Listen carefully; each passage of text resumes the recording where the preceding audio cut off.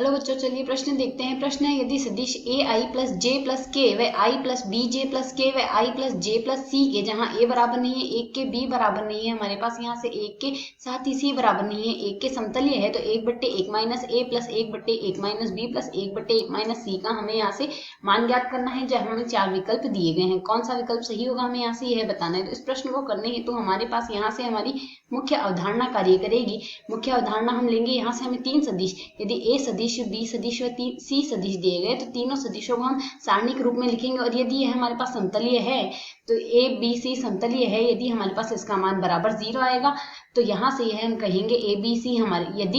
यदि हम यहाँ से लिखें, यदि ए बी सी,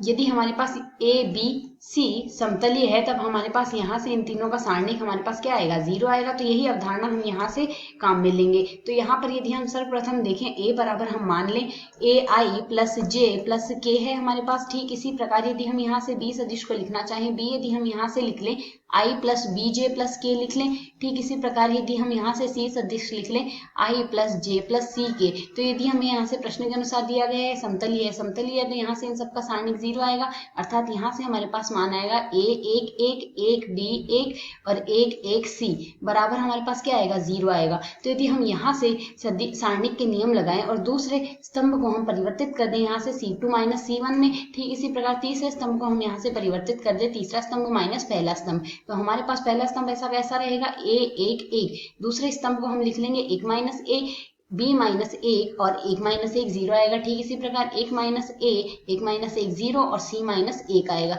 इसका भी सारणिक हमारे पास अभी भी 0 ही रहेगा। अब यदि हम इस सारणी का प्रसार कर ले प्रथम पंक्ति के सापेक्ष, तो मान आएगा ए गुणा बी माइनस एक सी माइनस एक, माइनस में एक माइनस ए, और साथ ही यहाँ से यदि हम सरल करें तो मान आएगा सी माइनस एक, प्लस हम यदि यहाँ से सरल करें तो एक माइनस ए और साथ ही माइनस में आएगा, इसे हम लिख सकते हैं एक माइनस बी बराबर आएगा हमारे पास यहाँ से 0। अब यदि इस पूरी पंक्ति में हम